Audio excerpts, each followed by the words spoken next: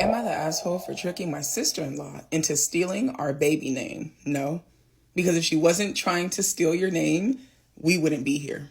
So I, 33 female, have been married to my husband Kevin, 35 male, for 5 years. We have a 3-year-old daughter, and I'm currently pregnant with twins, male and female. My brother-in-law Terrence, 38 male, has been married to his wife Jess, 39 female, for 7 years. Jess and I are total opposites. She's an extrovert. She's kind of loud, boisterous, and some would even say abrasive. I'm an introvert. I'm not quiet or shy, but I am reserved.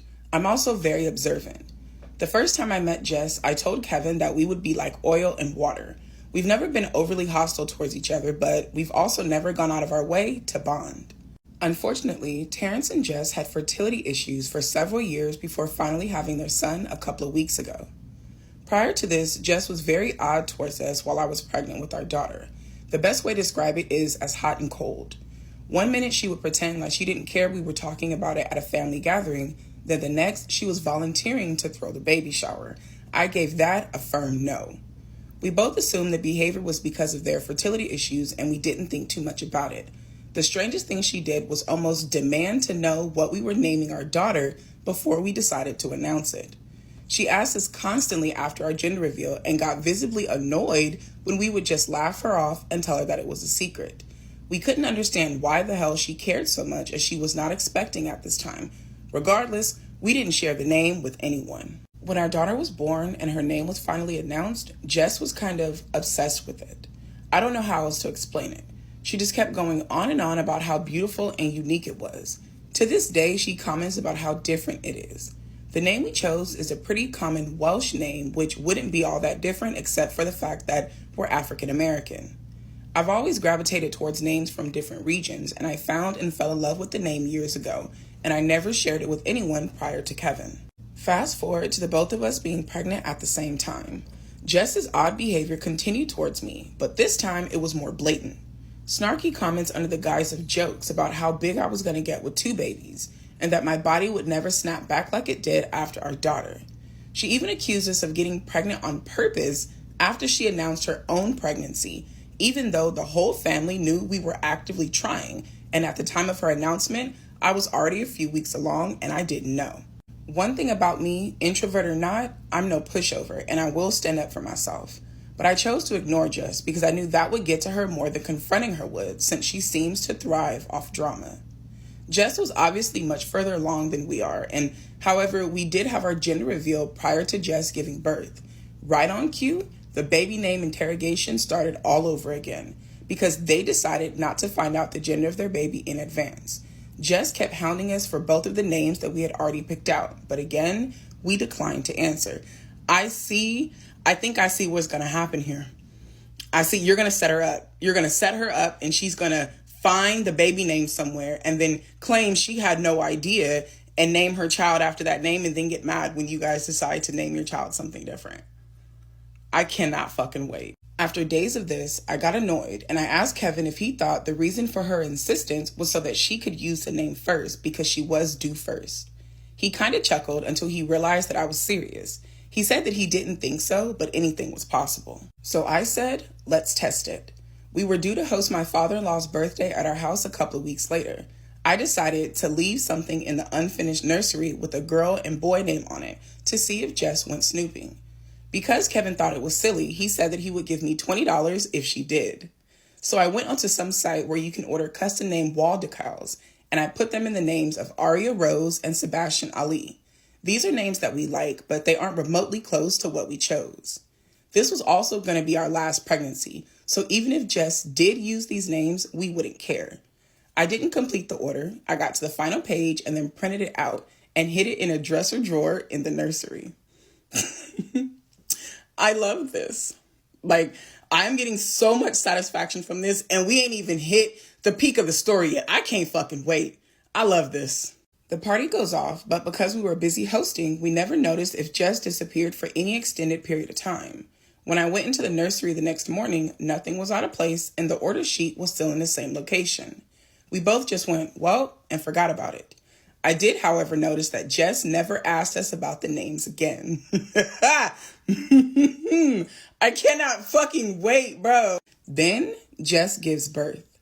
We went to the hospital to give our congrats. When we go in and see the baby, I asked what his name was, and man, I can't properly explain the shit-eating grin that came over Jess's face as she says, Sebastian Ali. Bitch, you thought you won. you, you thought you won. I mean, she was really proud of herself. And honestly, it's the most vindictive I've ever seen her look in all the years that I've known her. But instead of reacting like she was expecting, I put on a performance like I had graduated from Juilliard. OMG, that's such a great name. He's so cute. Look at his widow face. Oh, I just love him so much. Welcome to the world, Sebastian. Auntie's gonna spoil you rotten. I mean, I am laying it on thick without an ounce of bother. The range of emotions on Jess's face went from shock to confusion to rage in a span of about 17 seconds. Meanwhile, my husband is holding in the laugh of the century. We later say our goodbyes and he gives me a 20 in the elevator while almost crying laughing. All I could say was, like I thought. Period. Like, give this girl a Grammy. Give this girl an Academy Award. She deserves all the fucking awards. Girl, I bow. Girl, well played. Well fucking played, babe. This was 2 weeks ago. We haven't seen them since because we wanted to give them time to settle in with the new baby. I have heard from my mother-in-law that Jess doesn't seem as thrilled about motherhood as she thought she would be, considering how long it took for them to conceive, but it might just be the baby blues. Obviously, I think she's just disappointed that her petty move didn't have the desired effect on us. I did share this with my sister. While she laughed initially, she did say that it was kind of an asshole move. So am I the asshole? No. I have never been so fucking satisfied. I've never been so fucking satisfied that a story played out this way, because normally it's like, I said no, everyone in the family got mad at me, now I'm starting to feel bad. OP said, bitch, I said no, and I don't give a fuck how you feel about it, but you can have these ones. You can have these names, bitch. Since I know you're trying to be spiteful, I'm going to set you up. I'm going to set you up, and I love it. I love it. I have nothing to say. I've got nothing to add. I love it. Girl, yes. Girl, snaps to you. All the snaps to you, baby, because yes, well played, mama. Am I the asshole for tricking my sister-in-law into stealing our baby names? Update. Thank you everyone for the responses to my original post. The comments were funnier than I was expecting, and they kept me and my husband pretty entertained. I tried to respond to as many as I could before they got away from me. I've gotten some messages asking for an update, but nothing major has really happened. Jess didn't break into my house and push me down the steps to steal my kid. I did get some additional information though, info that I can pass along. Before I get to that, I want to give a little context about my relationship with Jess to explain why I did what I did. To put it plainly, Jess and I have been in a one-sided beef since the day Kevin and I started dating. I give her zero thought if I don't have to, and yet I live rent-free in her mind. Based on snide comments that she's made over the years, the reason why is jealousy. Kevin and I dated for only a year before we got engaged. We then were married within 6 months of that engagement. We had an actual wedding with a ceremony and a reception. We went on a honeymoon, bought a house in the burbs, and got pregnant in rapid succession. Both of us have good careers and are financially stable. Mother-in-law, father-in-law, and grandmother-in-law all adore me. There's a churchy reason behind this that I will spare you on. Jess and Terrence didn't have a similar path. They have been on and off since they were 19 and 20, with Terrence never really wanting to commit. During one of their breaks, Terrence got a friend with benefits pregnant and now has an 11-year-old son. This has always been a sore subject with Jess due to her fertility struggles, fibroids. When they finally got back together, she pressed him for marriage until he relented and finally gave her a shut-up ring. They went to the courthouse on a random Tuesday, then had dinner at Red Lobster afterwards and went back to work the next day. I'm not trying to be shady, I'm just relaying the facts. They now live in a 2-bedroom apartment in an HCOL city while working hourly jobs. They aren't minimum wage or anything, but they constantly need overtime to make ends meet. This has led Jess to resent me over the years. She thinks everything has come to me easily and has let that fester. There was a time a few years ago at a gathering where she got drunk and got into an argument with Terrence. I think her attitude that night stemmed from seeing me with my infant daughter. To hurt him, She blurted out that she married the wrong brother. That's bold as fuck to say at a family gathering. It really is. Everyone was shocked. I wasn't. She just said the quiet part out loud and revealed what I already knew. So I poked her a little and said, "Really? Which brother? That's kind of gross since both were minors when you met them." For context, Kevin and Terrence also have a younger brother named Tim, who's 28. Boy, did she fly off the handle after that. To this day, she claims to have no memory of that night. Anyways, at least now I know there's a new reason why she resents me. On to the update. Like I said, nothing has really happened since I last posted. I haven't seen or heard from Jess since that day in the hospital. Terrence also hasn't communicated with Kevin other than sports talk. However, my mother-in-law has been there almost every day. She came over yesterday to go over some last-minute things for our baby shower that we're having this Saturday after Halloween. I'm not due until late January, but with the holidays and twins tending to arrive early, we just wanted to get it out of the way. Anyways, after finalizing some things, I asked my mother-in-law how Terrence and Jess were doing. She sighed, leaned back in her chair, and said, "Girl, it's a mess." She then went on a long word vomit that I'll have to summarize. Basically, they've been at it since before the baby was even born. When they were discussing names, Jess's list only consisted of girls' names. When Terrence asked what if it's a boy, Jess was adamant that it wouldn't be, but if it was, they would just use Terrence Jr. This caused an argument because Terrence's 11-year-old son is not named after him. It would be petty to name the second son a junior. Is it really petty? Because my brother's second son is a junior because his first son isn't. Is that petty? I never thought about it like that. Ooh, Carla, petty as fuck. Unbeknownst to me, Jess was having severe anxiety over not the name, but the gender of their baby. So much that she refused to find out early because she was afraid of disappointment and she wanted to enjoy her pregnancy believing she was having a girl. She really wanted a girl. I mean, really wanted a girl. This all goes back to mother-in-law, in my opinion. My mother-in-law is the only girl with 4 brothers. She had 3 boys. 2 of her 3 boys, Tim has a 6-year-old, have boys. Then my daughter came along. My mother-in-law actually broke down in tears at our gender reveal. Since the day that she was born, my mother-in-law has become a bit obsessed with her. Not in a just no mother-in-law type of way. She knows and respects boundaries, but the whole family is aware that my daughter is my mother-in-law's favorite person in the world. I think Jess thought by having a girl, she would get that same affection and attention from my mother-in-law, as she's never been Jess's biggest fan. When that didn't happen, something short-circuited in her head. My mother-in-law's words, not mine. Before we arrived at the hospital that day, they were still fighting over a name.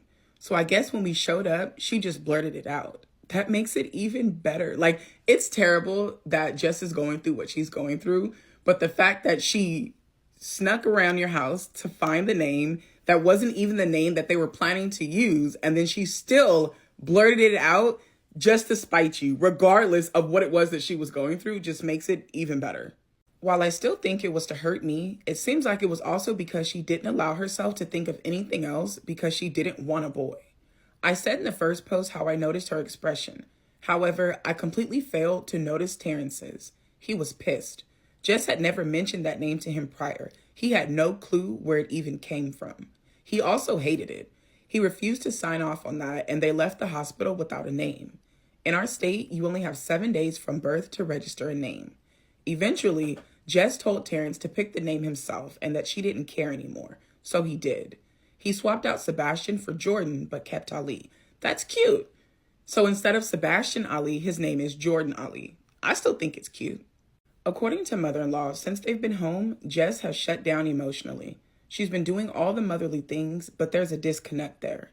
Mother-in-law said she finally broke down to her a few nights ago that she'll likely never have a daughter due to her age and what it took to get pregnant in the first place. I personally think that will bring them closer together because my mother-in-law never got the daughter that she wanted either. I also felt bad hearing that because regardless of how I feel about Jess as a person, I do have a heart and I would never want to punch down on her while she's in the throes of PPD. Jess still hasn't admitted to snooping, so I haven't admitted to setting her up. A few comments said that I should never confess, but I think I will at some point, mainly because I don't care. I'm more than willing to burn a bridge while I'm standing on it, but now simply isn't the time. So that's it. That's the lackluster update. Jess is invited to my baby shower, so I might be back in a couple of weeks, depending on how all that shakes out. Damn. I did not see the update going that way. And I feel so much for Jess. I do. Because clearly the gender disappointment is taking a lot out of her. It is taking everything out of her. She is there, but she's basically on autopilot. And I truly hope that they're able to help her.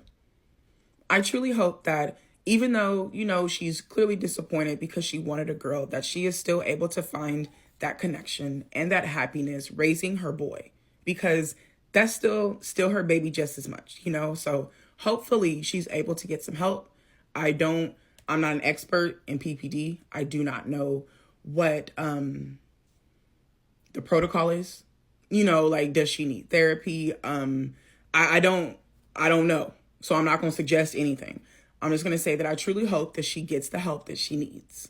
I came to the comment section and OP left a comment saying that the best thing she can possibly do for Jess right now is to just leave her alone.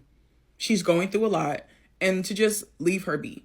She's not going to go out of her way to be nice to her. She's not going to kick her while she's down. She's just going to leave her alone. She said that, every mama deserves to have a village. And if Jess had even shown her a fraction of kindness, she would be there for her. But because she hasn't, she's going to 100% just take a step back and allow mother-in-law and Terrence to help the best way that they can and get Jess taken care of.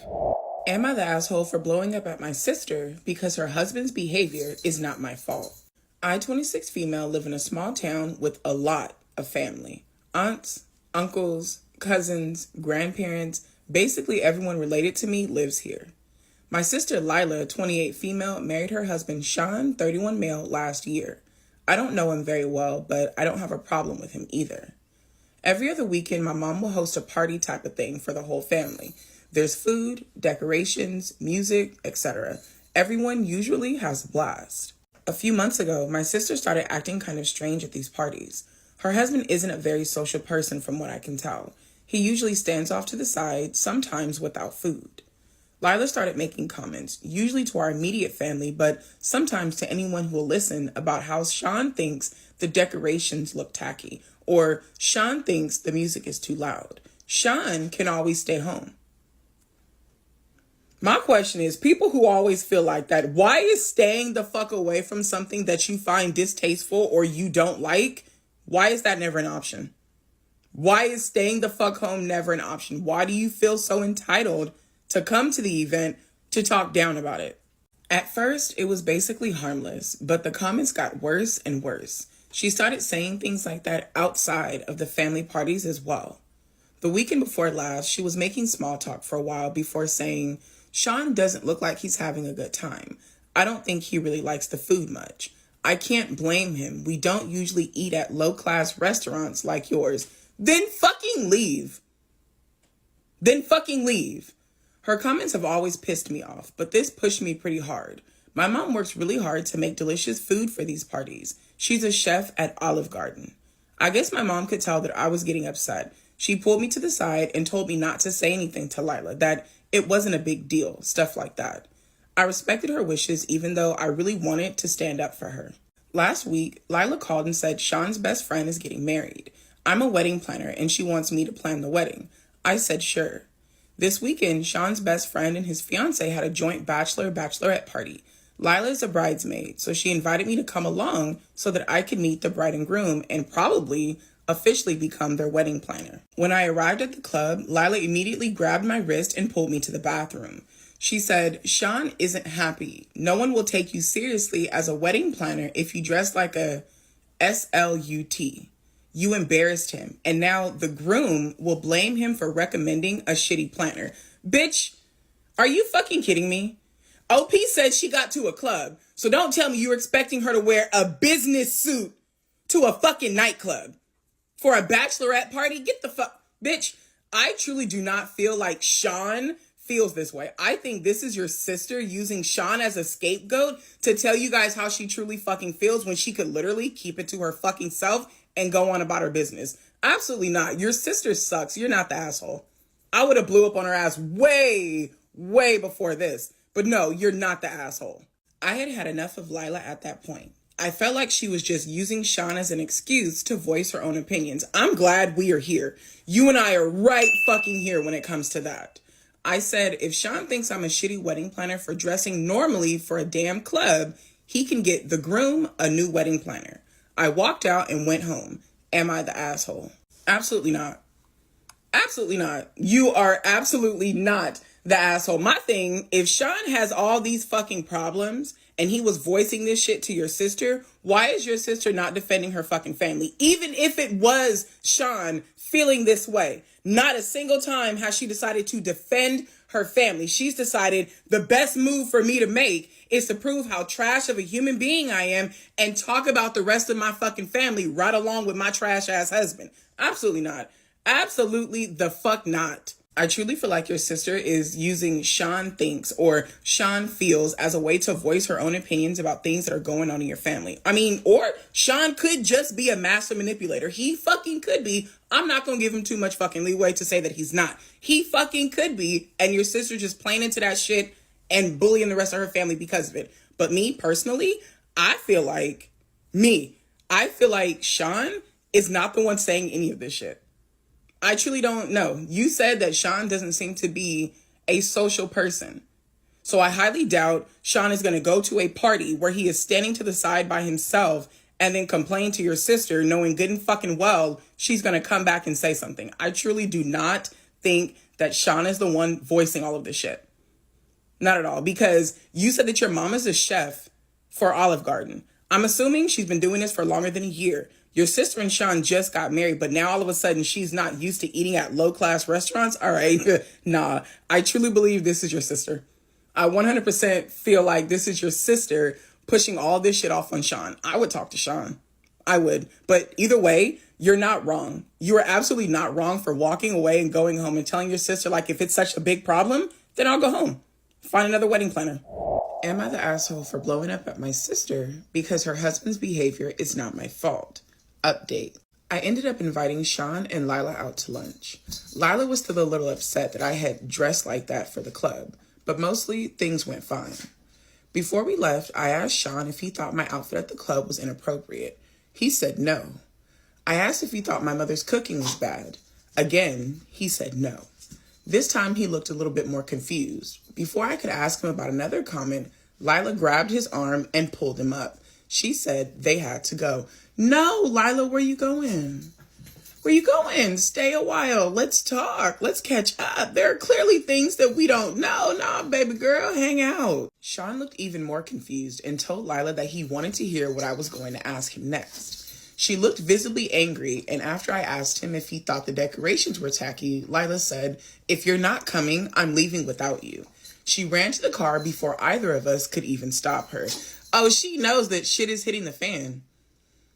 Shit is hitting the fucking fan. Like, I truly did not think that Sean was the one just going to these parties and going out of his way to talk about how much he disliked them. Like, I truly did not think that's what was going on. Because Lila, she went along with it way too fucking easily. And now we're finding out that it's not Sean. It's actually Lila the entire time. Sean was really confused now, and he asked why I thought he didn't like the food and the parties, etc.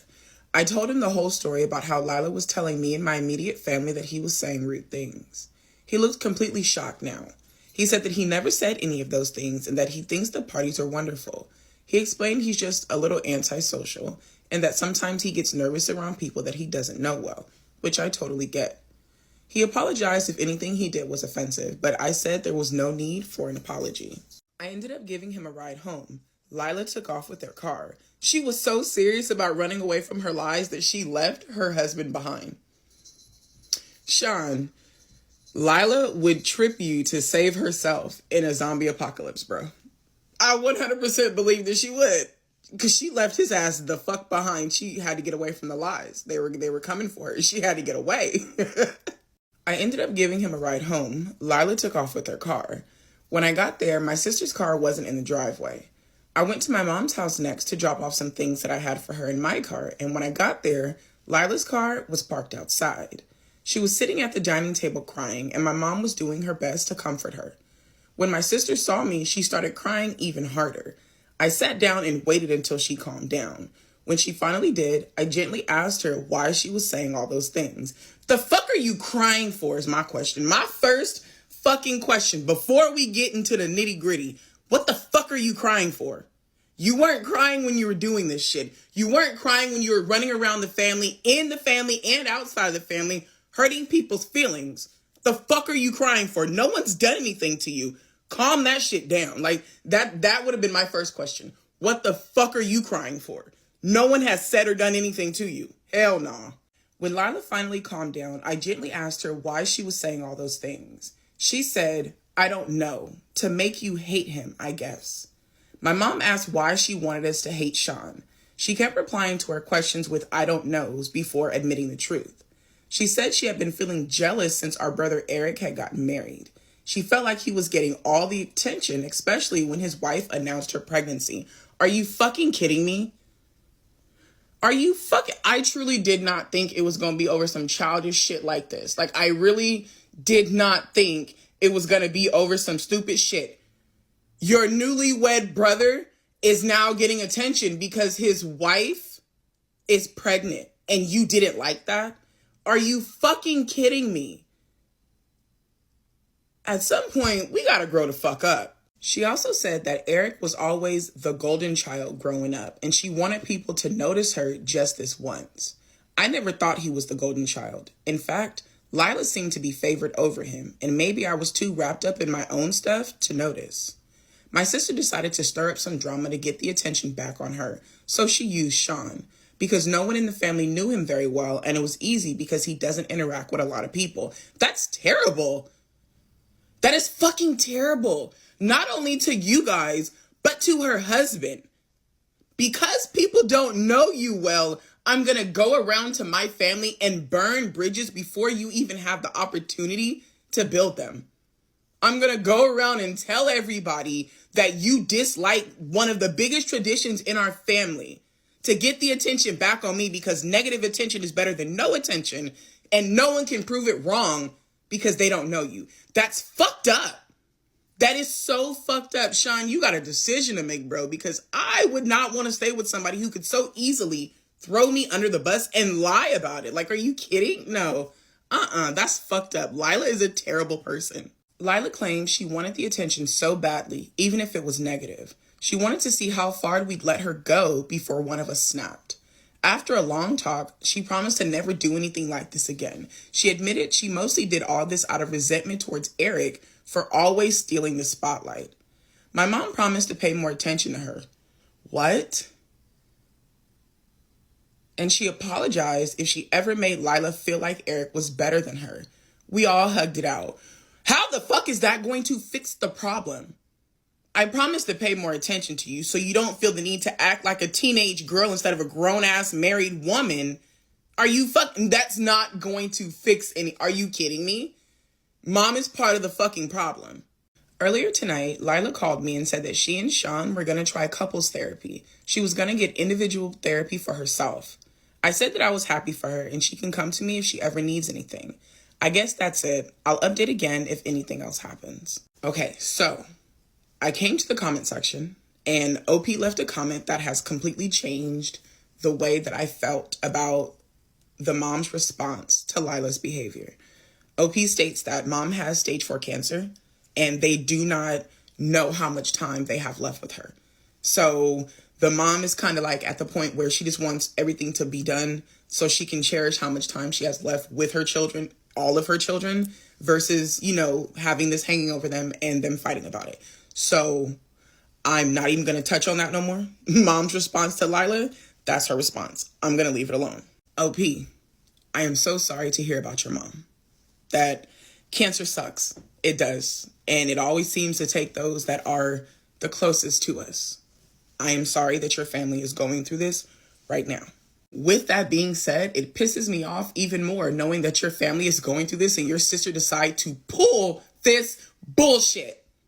It pisses me off even more that your sister knows what your mother is going through and decided that her best course of action is to get negative attention on herself by lying on her husband to her family. That is fucking ridiculous, and I'm over the moon that she's going to get fucking therapy because she truly fucking needs it. I'm still irritated 100%, but I am glad that she is seeking out some type of fucking help because this is absolutely ridiculous already. Like, I fucking cannot. Me personally, I would not be able to trust Lila for a very long time. Because you just woke up one day and decided you disliked somebody for taking something that nobody even knew was being taken and decided to lie and bully your family. Like, that shit, no. Like, no normal person just wakes up one day and decide vengeance will be mine and everybody's going down for it. Like, no, I would not be able to trust Lila for a very, very long time. Therapy or not. I am glad that her and Sean are trying, couples counseling, couples therapy, because a whole fucking lot of talking needs to happen with that situation. But damn, Lila, baby, I'm glad we are working on being a better person. Because shit, girl, you got me stressed out over here.